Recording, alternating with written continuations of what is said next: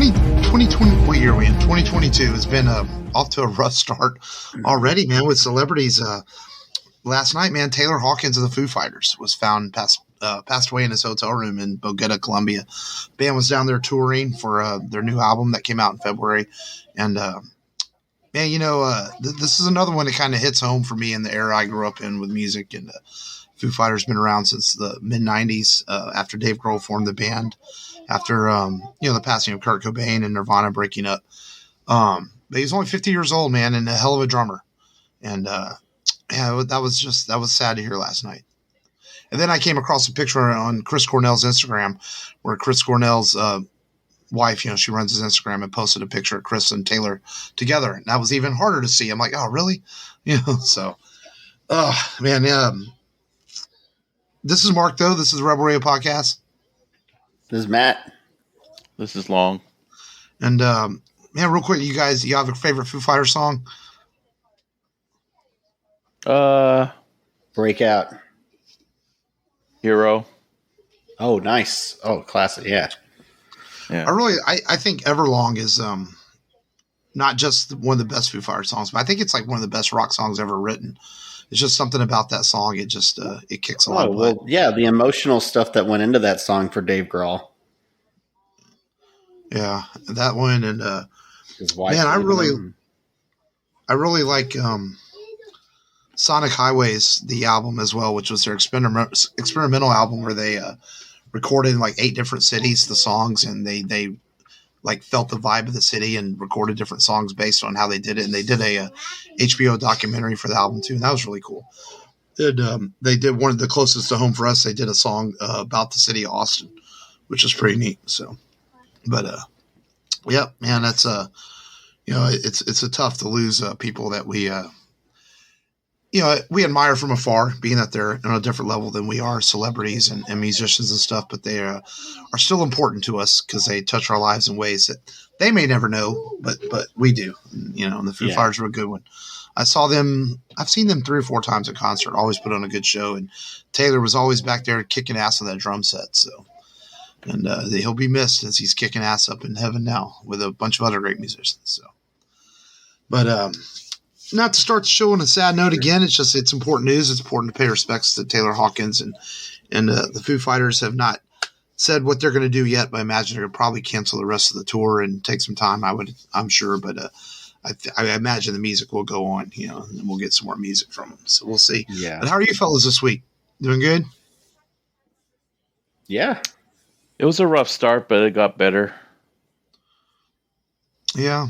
I was back to work this week after vacation. And I think that's kind of how it was for me too, man. Monday, Tuesday, early in the week was just kind of a rough start to the week. And then things kind of got better as the week went on, and made it through. A little bit of nasty rainstorm the other night. Canceled another one of middle son's baseball games. Well, not canceled, they'll reschedule it. But in some ways it was kind of like a relief not to have that game early in the week because I was tired. So we ended up only having one game this week, but that's okay. Rain. It just extends the season now. The season was supposed to be over like April 7th. Now we're going all the way to like the 21st. So, yeah, that's okay though. It's fun. So, but, it's all good. Yeah, man. The weather, man. The last few days have been really nice. Yeah, I mean, we had that nasty storm the other night, but the last few days have been great. Yeah, it's been really nice. Really nice weather. Pretty nice outside. Yeah, I didn't realize Texas was in a drought before that storm. Oh, were we? I didn't realize that either. Yeah. That rain took like 3 counties off the drought list, so 3 or 4 counties off the drought list. So. Shoot. Man, didn't even know. No idea. Oh, well. It is springtime, though, and it is when we usually don't get rain for a little while, then all of a sudden we'll get a whole bunch of rain in a short period, so we'll see what happens. Mm-hmm. So. But let's get the show officially going. Download this where we tell people what we streamed, watched, or played this week and checked out. And whoever wants to go first this week can go. I'll go first. It's kind of like besides FF14. There's I've been watching Winning Time again. I guess they're releasing one episode per week. That was a good episode. Started out with Jason Clarke's portrayal of Jerry West quitting the team right after a big cheerleading moment from Dr. Buss, played by John C. Reilly, saying that we're going to take the Lakers, to Showtime, and we're going to make it cool. We're going to make it successful. We're going to be champions. And Jerry West quits right after the speech because he got too nervous or couldn't handle it or whatever. And it was like the biggest. I've never seen John C. Reilly play such an angry character. It's like he was like really giving Jerry West the riot act. And Jason Clarke, he's a British actor, right, Mark? I don't think he's British. Well, I've only ever seen him know. speak English, so. Or speak American English, yeah. But if he was he's Australian. Jason Clarke. Oh, okay. But he sounds like a Texas redneck pretty well, He doesn't sound Australian, that's for sure. Yeah. But anyways, yeah. And pretty good episode. It went by really quick. And today, the past 2 weeks, there's this event where raiders and WoW, when there was a new Mythic Plus, which is like the most difficult raid that comes out, they do a thing called Race to World First, and basically all the top raiding guilds in WoW are basically trying to beat the 11 raid bosses in this event, and it's been going on for 2 weeks straight, and that's like the longest it's ever been for a raid Race to World First. And basically, whichever raid team beats all 11 bosses first wins first place and gets that reputation to be the best raid guild in WoW, World of Warcraft.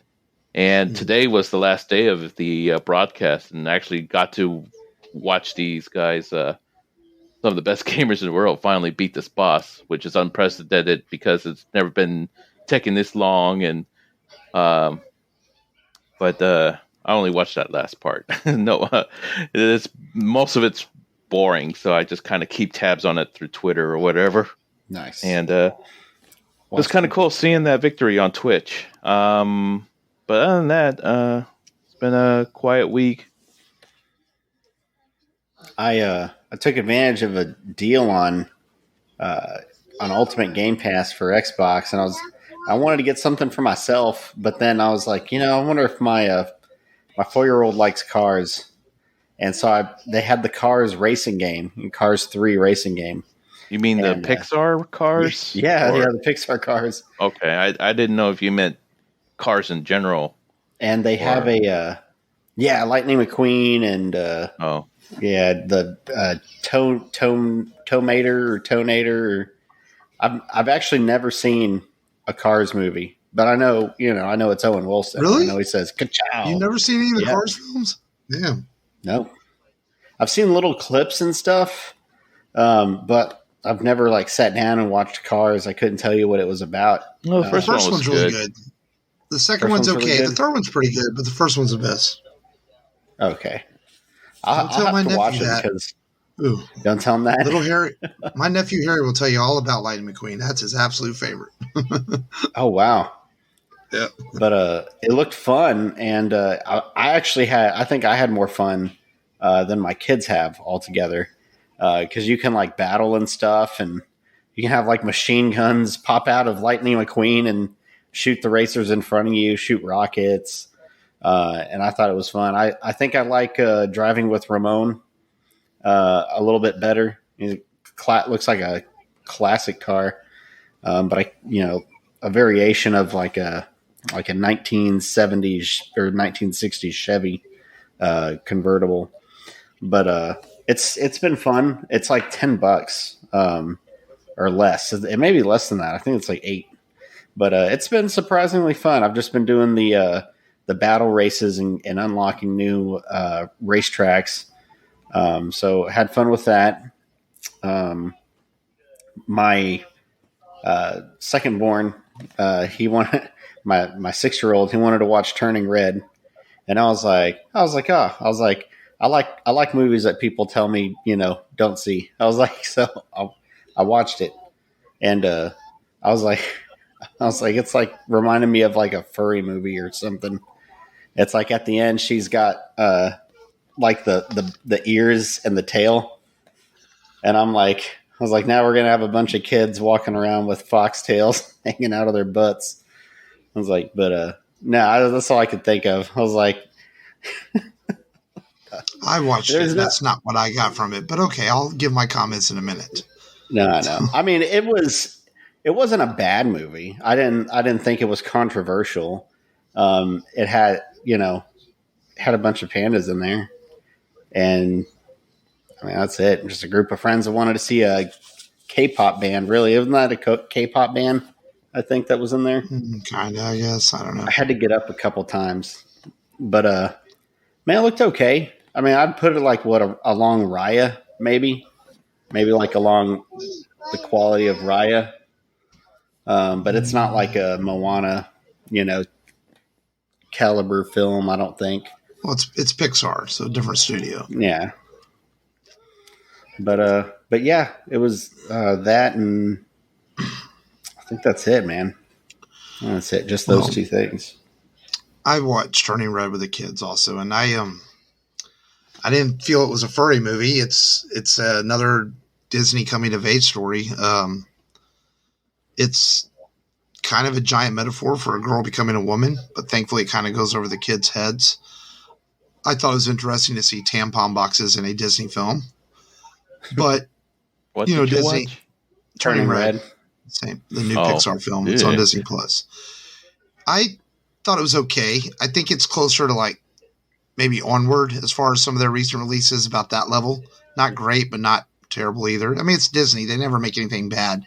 But yeah. I also didn't feel it was controversial either. I think it was something these parent groups wanted to make more than it really was, because most of the jokes went over kids' heads. They weren't going to understand the giant metaphor for a girl having her period and becoming a woman. Most kids aren't going to understand that. I did feel it was a bit maybe edgy for Disney to take on a subject like that, but in classic Disney fashion, I thought they handled it very well. They do a good job. They always have with subject matters that are sometimes sensitive for some families to deal with and talk about, yeah. And so I thought it was okay, but I didn't think it was one of Pixar's better entries lately. I thought it was all right, but it was certainly not bad either, So I did watch that, and then I finally got around to watching I'd never seen 1917, the World War I movie from a couple years ago, directed by Sam Mendes, and man, this is a good film. It's wonderfully shot. The cinematography is amazing. It actually went on. It did win Best Cinematography that year at the Oscars. There's Sam Mendes directed that movie. Right? Yeah, Sam Mendes directed it. It's all shot where it appears like it's one continuous take, even though they did use 48 edits. They used 4 camera rigs, and they shot from different angles, and then in the editing room they made it all look like it was one camera. It's phenomenal. It's like I said, it's a good movie. There's a lot of name actors in it, but they all kind of appear in cameos, like Colin Firth and Benedict Cumberbatch. And I think that makes it work, that the fact that the 2 leads are unknown actors. And the cameos are handled so well. Like it's almost like the way Mendes shoots it. He doesn't put like Benedict Cumberbatch right front and center on the camera. It's almost shot back a little bit. So the cameos are handled as they're there, but they're not like, oh, look, we hired this guy to be in the me. Does that make sense? It's not like Expendables where they walk in and they're like, hey, it's me. No, this is a far better movie than Expendables. And but definitely recommend it. There's one shot, and this is kind of spoiler free, but one of the actors, he gets knocked out, and when he wakes up and he comes out into the city, it's just an amazing shot of the city lit up by flares and flame, and just that shot alone is probably why it won the fucking Oscar for cinematography. It's one of those images, every now and then you see an image in a movie that stays with you, and it's certainly one of those images when he comes out into the city, and it's just like, wow, that's incredible.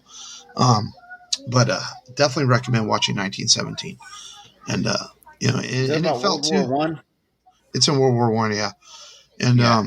it's a simple story. They're given a mission to get orders to this general because they're walking into a trap, and that's the story. And but it's not based on any fictional events. It's based on Sam Mendes's grandfather, I believe, and some of the stories he told about the war.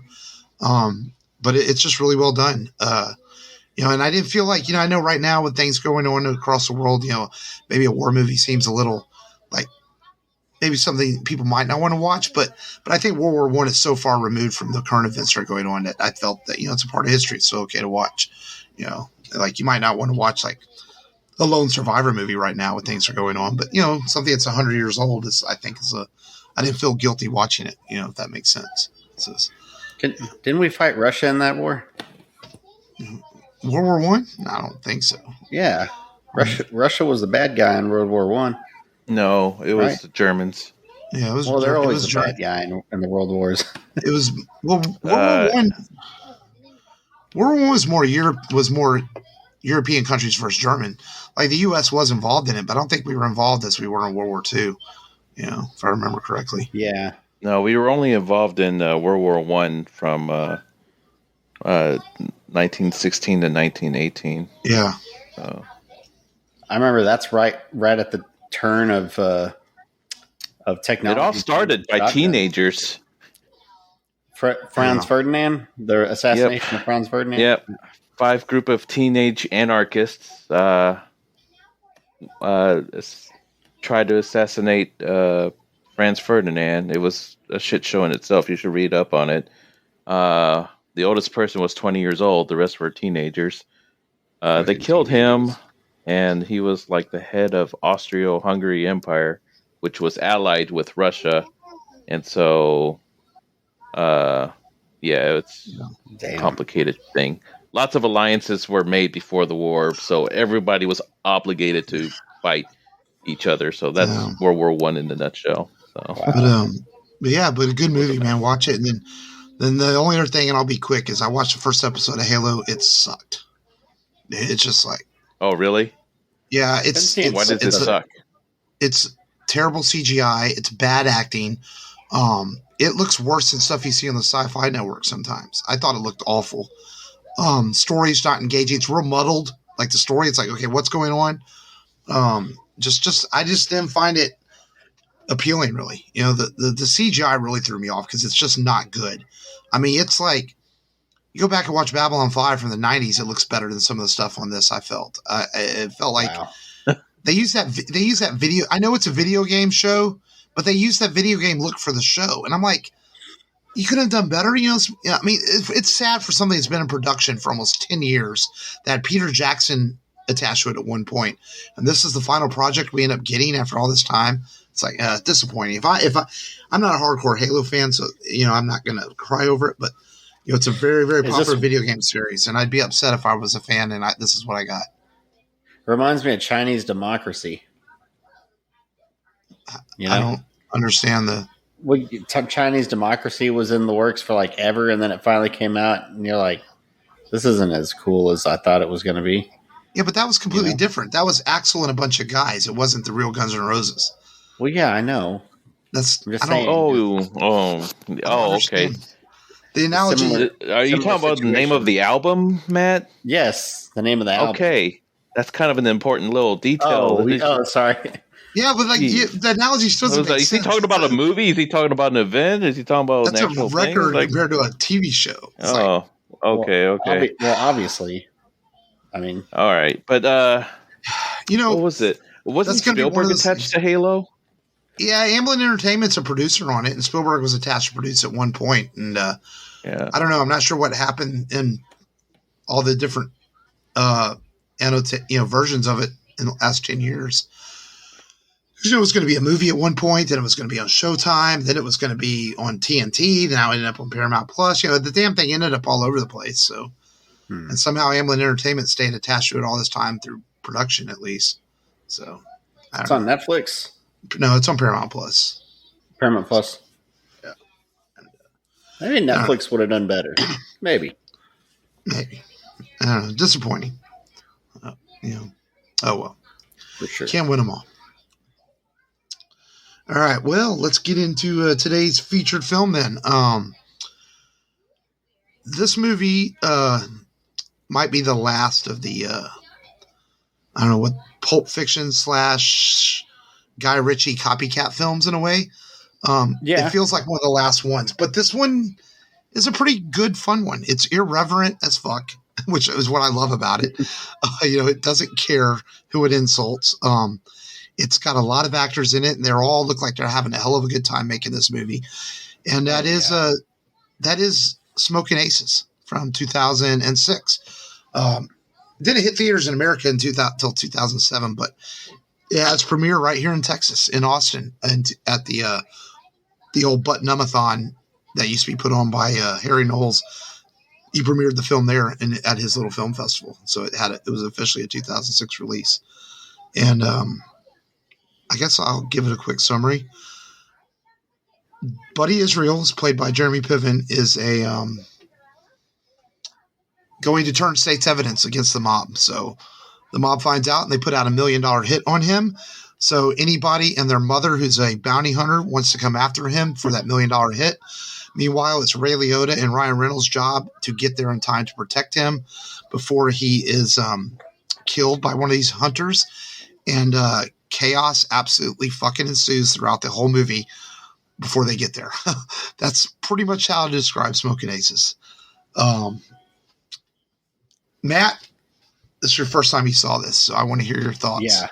Your initial thoughts. Man, I'm not a huge Ray Liotta fan, but I felt like this was a good role. I know, Ryan Reynolds and Ben Affleck are in the movie. I felt like I liked Ray Liotta in this film. I like him as the, Ryan Reynolds' partner. And, I like the, like the espionages trying to get to the penthouse at the end. That was really fun. And then just, Jeremy Piven, his portrayal of Israel, just whenever he's like, jousting, he's bashing his Russian friends, chops for jizzing on his fucking jacket. That scene was just hilarious. It's funny. It's got explosions, guns everywhere, tits. It's awesome, man. Neo-Nazi. Oh my God. I felt like that stole the show. Coming out of the elevator with smoke, chainsaws, lighting people on fire. I thought that was just funny. Over the top. I don't want to interrupt you, but a quick note, Chris Pine is one of his early roles. And, yes, one of the producers on the film actually pointed him out and said, he's going to go far. And sure enough, 20 years later, he's a huge star. Yeah. Yes. Oh yeah. And I was like, man, I had to do a double take. I was like, is that Chris Pine? I was like, no, he looks too young to be Chris Pine. I was like, I'd look it up. I said, this is Chris Pine. I was like, geez. And I think it's one of the other guys with him is one of the cowboys from 310 to Yuma. I think I think he had a role. I forget the guy's name. He's a character actor. Yeah. But man, just craziness in this film all the way, and not from Ryan Reynolds really. Ryan Reynolds is he plays pretty much a straight cop. Yeah. Yeah. And which is crazy. I'm like, I was like expecting the usual Ryan Reynolds. I felt like I didn't get that, but I felt like I got a good performance out of him, watching the film. And I felt like everyone else was kind of over the top and crazy for the most part. Man, just really enjoyed it. It's like I said, it's got everything you'd want to have in a 90s, early 2000s action film.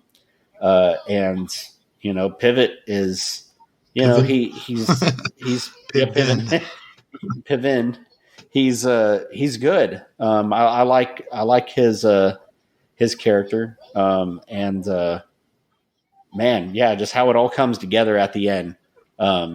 And how Ray Liotta meets the bounty hunter who chewed off his fingers, and how he's like kind of sizing him up, and he's like, "Oh shit, I'm in the fucking elevator with one of the hitmen," and he's got like a freaking sack, yeah, and they both have FBI credentials. So when the girl one the female assassin gets in there that's supposed to be a hooker, finds out that doesn't know which one's the bad guy, which one's the good guy, and Played by her Alicia girlfriend Keys. or lover, she's actually pretty good in the movie. Alicia Keys. Oh my god, yeah. She's good, and man, the lady from Empire, I forget her name. I'm really good with faces. I mean, I've always been that way. Really like, the person from this, and she's got that friggin' BMG, 50 BMG, just like fucking blasting through walls and shit at the FBI agents, thinking that they killed her girl. That scene's just crazy, brutal. Man. The gun violence in there, yeah, brutal's the best. Probably the best way to describe it. Thought it was a lot of fun. I can't believe it took me this long to watch it. But man, it's fun. That's the best way I can put it. It's a fun flick. Yeah, well, you took a lot of the points I was about to talk about, Matt. Thank Sorry. you. So yeah, the big standout moment is like, man, what's up with that girl partnered up with Alicia Keys' character? She keeps pining over her. That's funny. Yeah, and when she thought Alicia Keys died, she went all berserk and stuff. And of course, yeah, it's a fun movie. Very kinetic. Yeah, I have nothing else to add except, I like it. I kind of like it. I kind of like the fact that this movie. I like this style of action film that came out in the mid '90s and flowed into the 2000s. That just kind of went balls to the walls, over the top. It didn't care who it insulted, And now, 15 years later, 16 years later, since this came out, we're in a more woke society where you can't. A movie like this might not work now as well, and I think that's what I liked about that era of action films, and it doesn't care who it insults. I also feel that Smokin Aces is not. It's almost like the director Joe Carnahanin, who made a really good film called Narc. I don't know if you ever saw that, but it's a really good movie, and he knows when to get just crazy enough, and then he kind of pulls it back, and I think that's a perfect way to do it. In fact, Terrence Malick, is a great director, and he loves this movie. He thinks that it's greatly directed and greatly edited, and that's a high praise from a director like Terrence Malick. That he enjoyed this film, and the fact that just the amount of actors in this that wanted to make this movie, I think, says a lot. That people wanted to be in it, even if they were in small roles. I mean, you got Matthew Fox from Lost, Ben Affleck, of course, is in it. Like I said, one of Chris Pine's early roles. Common, it's his first acting credit along with Alicia Keys. And, so it's, okay. Thank you for telling me why it's, yes. And I think that's what makes this movie kind of fun, that it's a who's who of acting in that time era, and they all wanted to do this movie. And I like the neo-Nazis are really crazy. And I like the scene where he's on the roof. The other guy I guess he's an ex-cop, but he was working with Ben Affleck and them and their team, and he killed them all. Yeah. And he goes, so you killed my friends? And he just said, like, yeah, basically he just admits to it the whole time. Yep.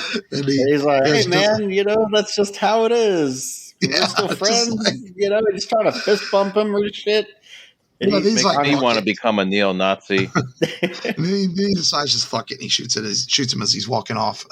You're like, I want Kevlar and a chainsaw and fucking red strobe lights behind me with smoke coming out and German rock music.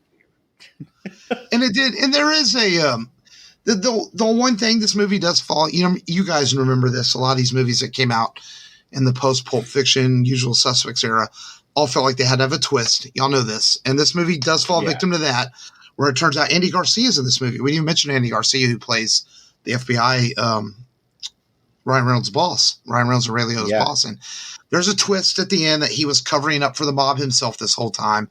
That they were trying to save this mob boss who was an informant for the FBI all these years by using Buddy Israel's heart as a heart replacement because it's his father.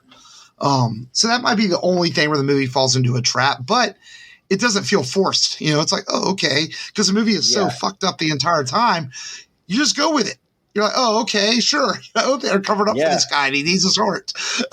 You're like, this is actually way toned down than the previous scenes. Exactly. And of course, Ryan Reynolds' character, after going through all the shit he goes through, seeing his fellow police officers get murdered and shot down, he ended up locking the door and pulling the plug on both of them. He's just like, screw this shit by the end of the movie. He's had enough.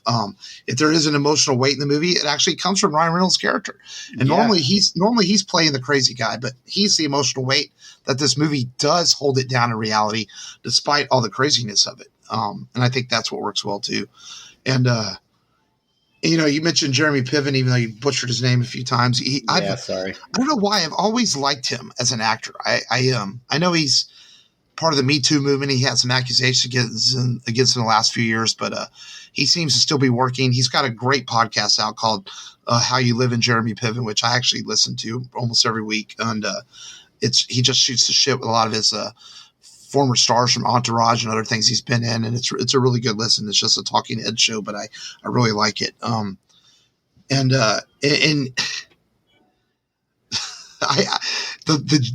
jizz in the jacket scene I think is pretty funny because sometimes sex jokes like they end up playing out like a rom-com or whatever. They're just kind of stupid. But this one is actually, I think it's funny because he's so serious about it, And then there's Joel Edgerton's character. He's playing like this big tough, and he even says, "Yeah, I'm an idiot." He's like, "It's not going to wash out of a jacket, man." Man, he's like looking all disappointed, and then whenever the imposter, the chameleon type dude comes in after he made a mold of his face. Tommy Flanagan, man. Yeah. Yeah, that's another actor, dude. Tommy Flanagan's like in all these movies, man. He was in Braveheart and he was in Sons of Anarchy in this movie. This guy just shows up and stuff and always plays like this evil dude, And his the other guy was talking to him about the same thing later on towards the end of the film. And he was like, "Man, you didn't even wear a rubber, man. You're going to catch something, dude." And I was just like, man, they're still talking about the jacket, basically. Oh, he kind of becomes a running joke throughout the movie. Oh, yeah. And, I didn't realize that Chris Pine is actually of Jewish descent.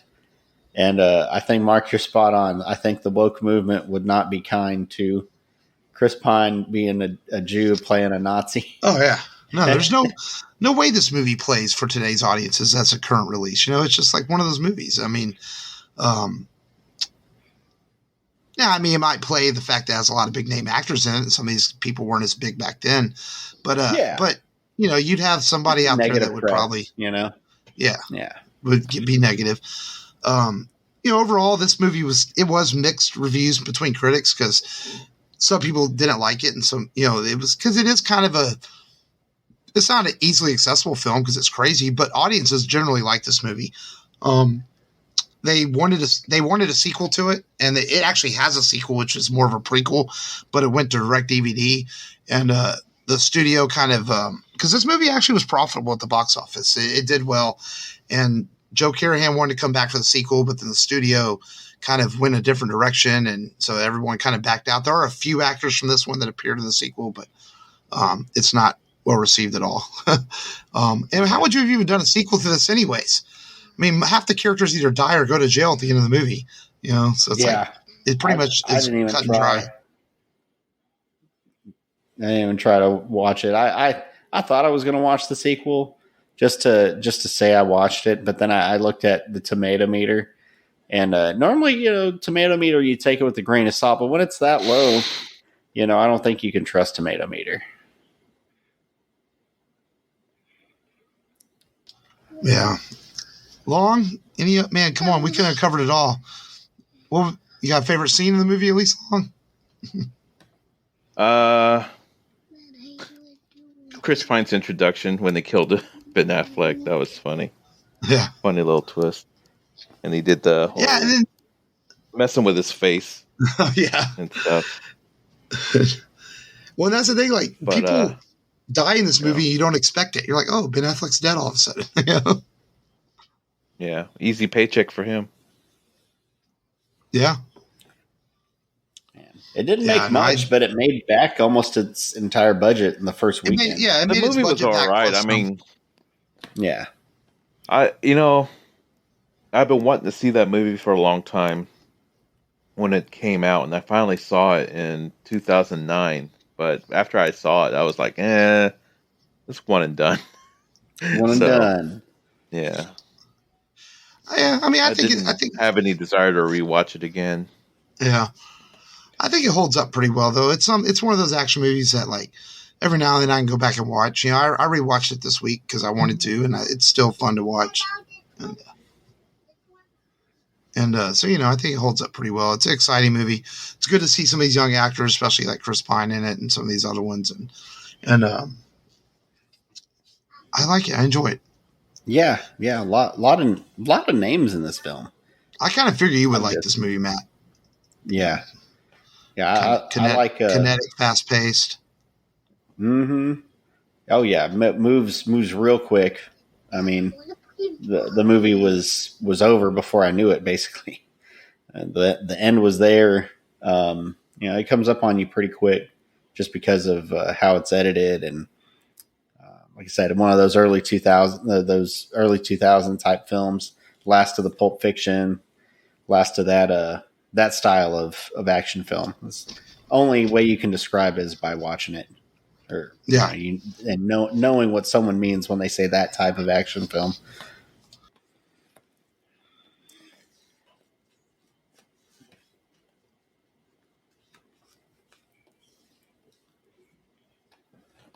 How would you guys rate it? Yeah, I'd say solid B plus. B plus. I think B minus. I think I'll give it a B plus just because the amount of actors that are in it, and I like the irreverence of it and the craziness of it. I think it's I like action films like this that just don't give a shit. We're going to do this. We're going to put it on screen. You're either going to like it or you're not. You know? Oh yeah, they don't care. They're like, this is what we're putting out there. I mean, I go to the movies to be entertained. It doesn't always have to be based on reality. You know, like our friend of the show, Frank, who wants to talk about how Face Off isn't real. I'm like, it's a movie, dude. Just enjoy it. And that's how I feel about this movie. You just watch it, you enjoy it. Yes. It's like, it's science fiction, man. Yep. All right. Well, it is time for this week's Duel of the Nerds, as I was dethroned last week. And I'm not happy. Barely. But I still felt like there was some friend bias going on there. I don't know. But this week, you two, Matt. I was actually trying to throw the match, honestly. Matt and Long, you two this week are going to face off. So this week's topic is, who is more masculine and badass in not necessarily just their movies, but in general, their lives, their legacies, their toughness. And that is Arnold Schwarzenegger versus Sylvester Stallone. And anyone who's ever listened to the show knows that Matt is a huge Arnold fan. So we're not going to make it easy on him. He doesn't get Arnold. He has to get Arnold's competition. That is Sylvester. And Belong won last week.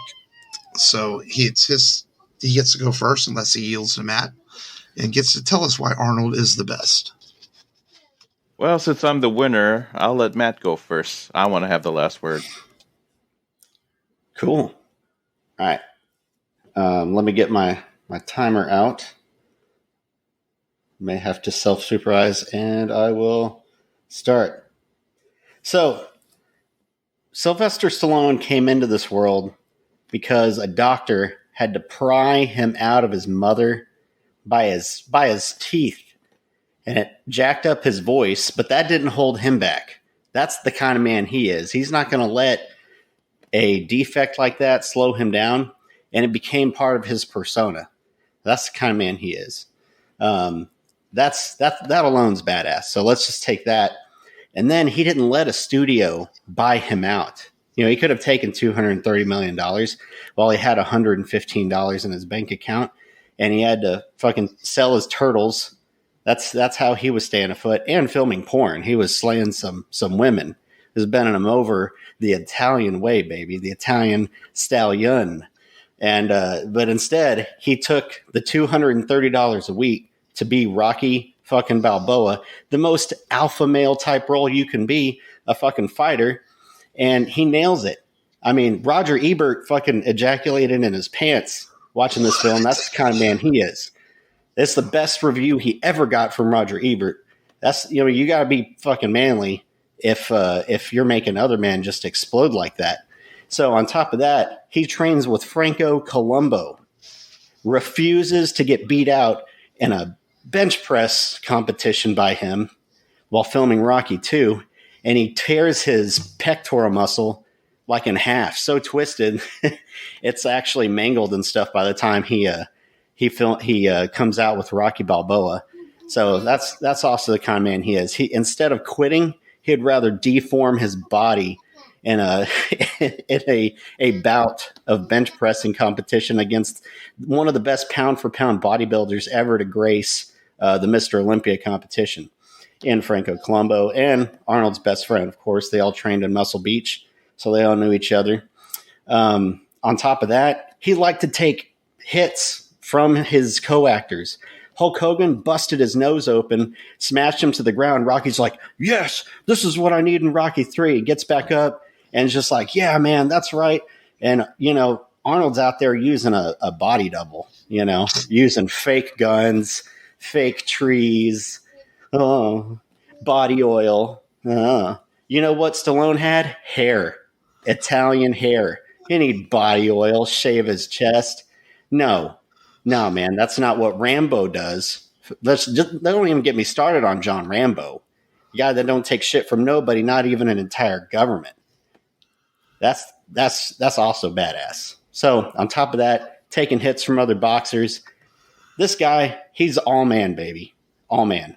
I think that is your 3 minutes.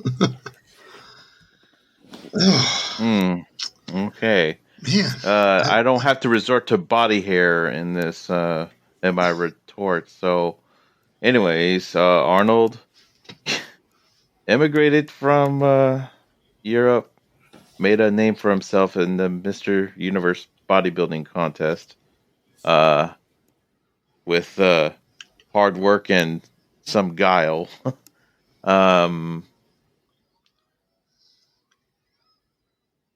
He overcame the language barrier in order to succeed in his entertainment ambitions, and the fact that he went into politics says a lot too. I mean, it may not be the most masculine thing ever, but it's definitely a big flex of his mental muscles to be running a state like California.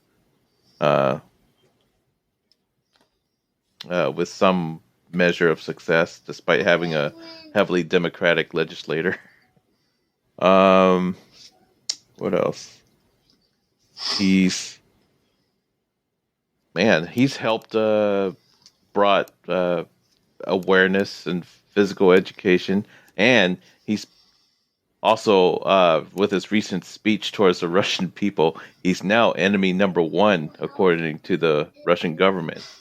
So hey, now he has a target on his back for speaking out against the events that was going on the past month.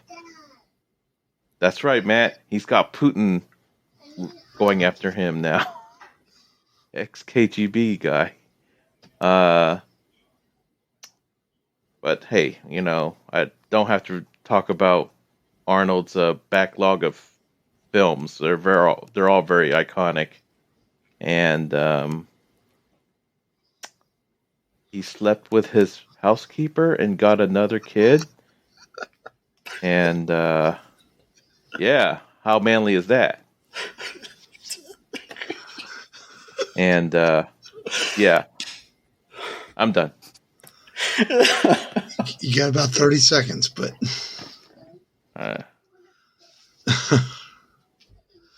all right. I'll start my rebuttal. I'm glad you brought up Russia because, Arnold, he liked to play Russian dudes. I don't know what it is about his fascination with being in red heat and wanting to go into a Russian bathhouse and look at a bunch of Russian dudes' asses while he pretended to be a Russian cop. But Rocky Balboa, portrayed by Stallone, he did something with Russians. He beat them up. That's what he did. And he didn't glorify them and glamorize them on film like your buddy Arnold. He went in there and he's like, there's only one thing you can do with a Russian, especially after he kills Action Jackson, and that's beat him up. And that's what Rocky Balboa did.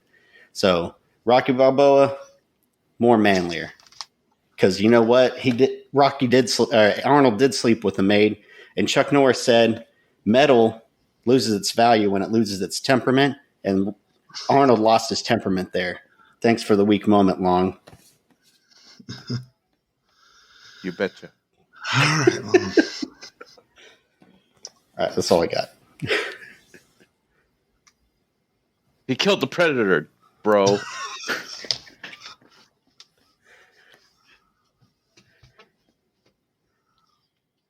And he went up against Satan in End of Days. Yeah. What? Was I supposed to do a rebuttal? This is your rebuttal. Long been trying at this point. It's like, I don't fucking know. And he has a cooler, bigger last name.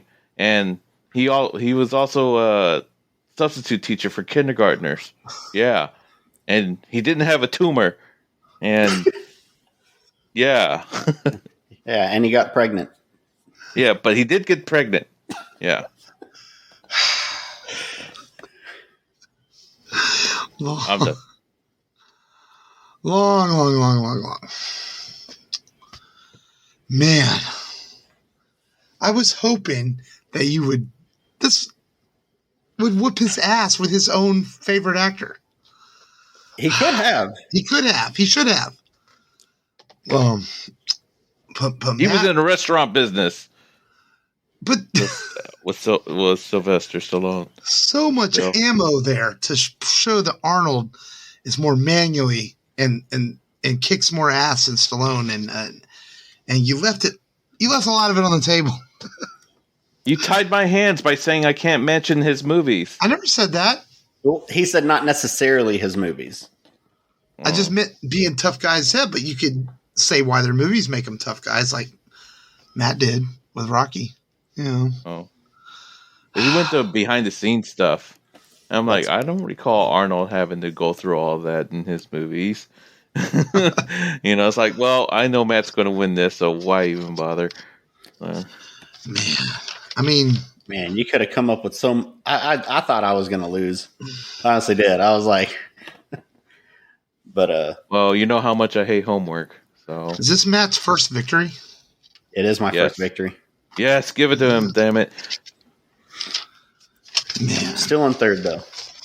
I get a victory. It's not even hard homework, man. It's not even hard.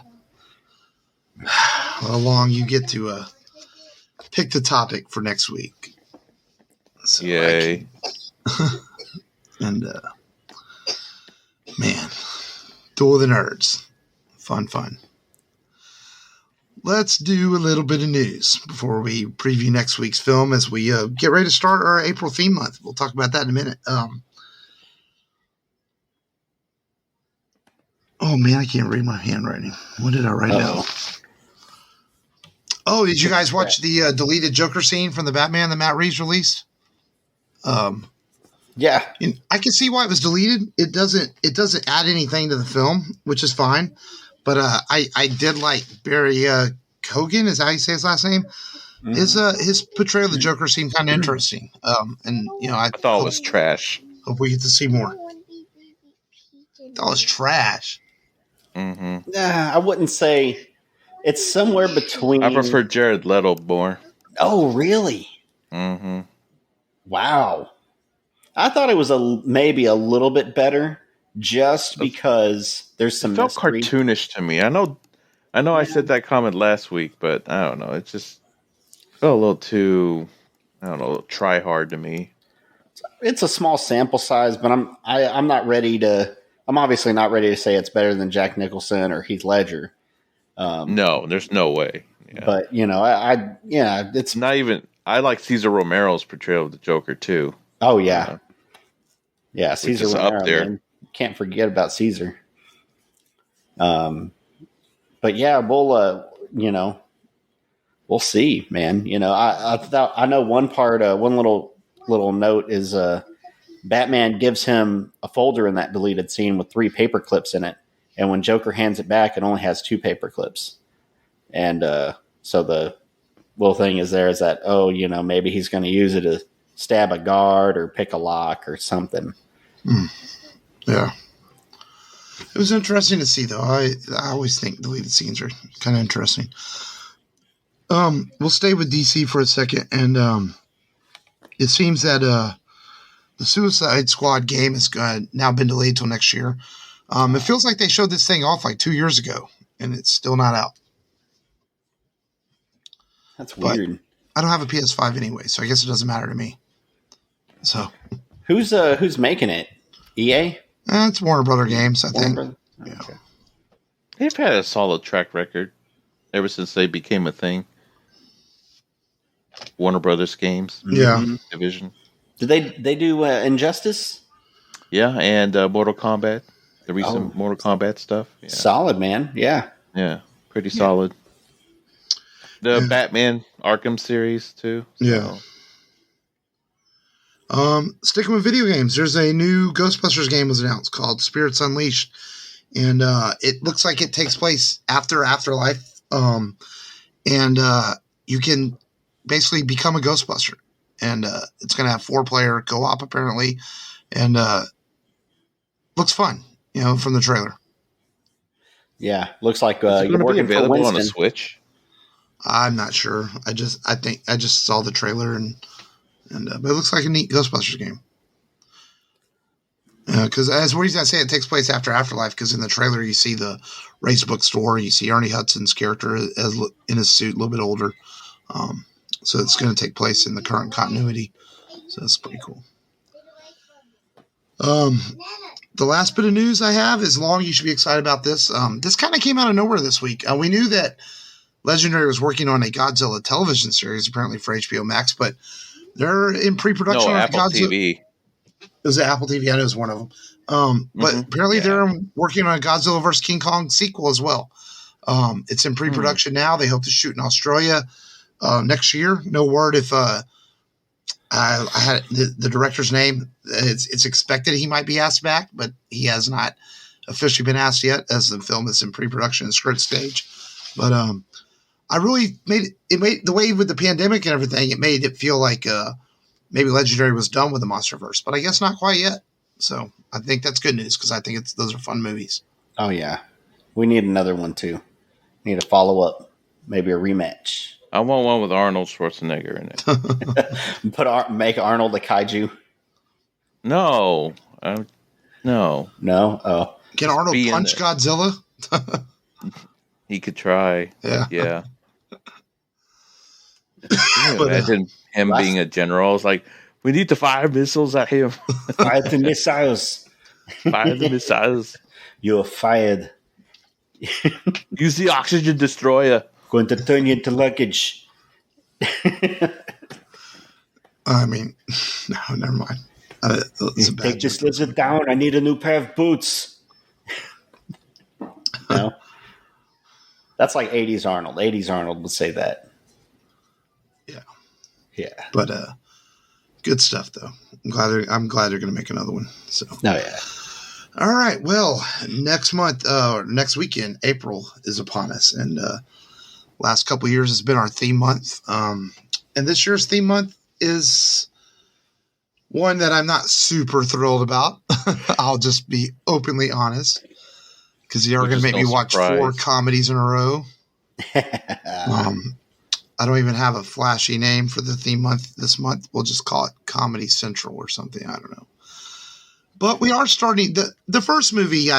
This one I don't mind. I actually enjoy watching this. I actually kind of started watching it already last night to get a jump start on it. It's streaming on Paramount Plus, actually. So it is out there streaming.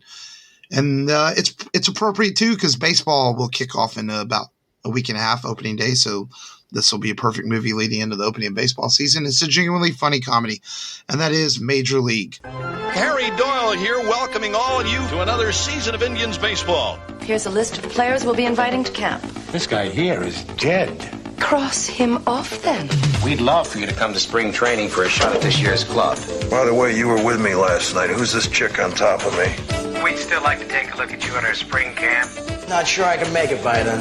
Who is that? Serrano. What's his religion? Voodoo. Hey! Willie Mays Hayes here. Play like Mays, and I run like Hayes. How you doing? What the hell league you been playing in? California Penal. Don't you have any proven major league talent? Now I want to put together a team that'll help us relocate to Miami. You want us to lose? We've been losing. What I want is for us to finish dead last. This year, the Cleveland Indians have a multi-talented team. The first offering, just a bit outside. They're masters of the sacrifice. He's looking to sacrifice a live chicken. One whole chicken, just like you said. The double play. Excuse me. I have a much better body than she does. Big for me, she really does. And the pickoff. Every time we win, we peel a section.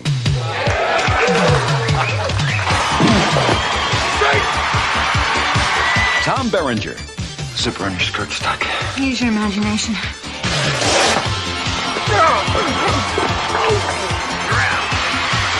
Charlie Sheen. These things make me look ridiculous. Seeing's the most important thing, son.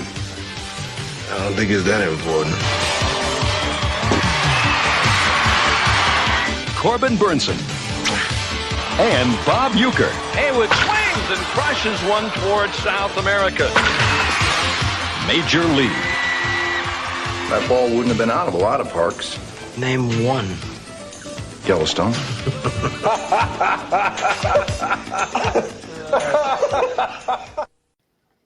Major League. My memories of this movie mostly are I always saw it edited because it played on TV a lot. And then when I was an adult and I saw the actual version, I'm like, wow, there's a lot of bad language in this movie. And that's really honestly kind of my memories of Major League. I always liked the movie, but I didn't realize how adult it was until I saw it not on regular TV. That's funny.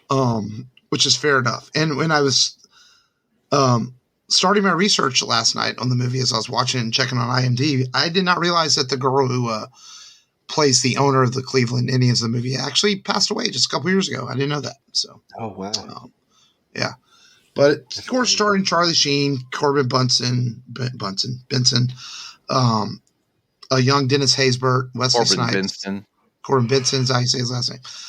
Tom Berenger, a lot of actors in this movie, and it's a fun little film to watch. So we will kick off our comedy month. And next Bob week Uecker.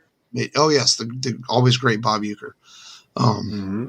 So it'll be fun to talk about. We talk about Major League next week, and there might be some baseball talk involved in it, Matt. So you might want to warn your friend that got mad because we talked about baseball at the beginning of the show.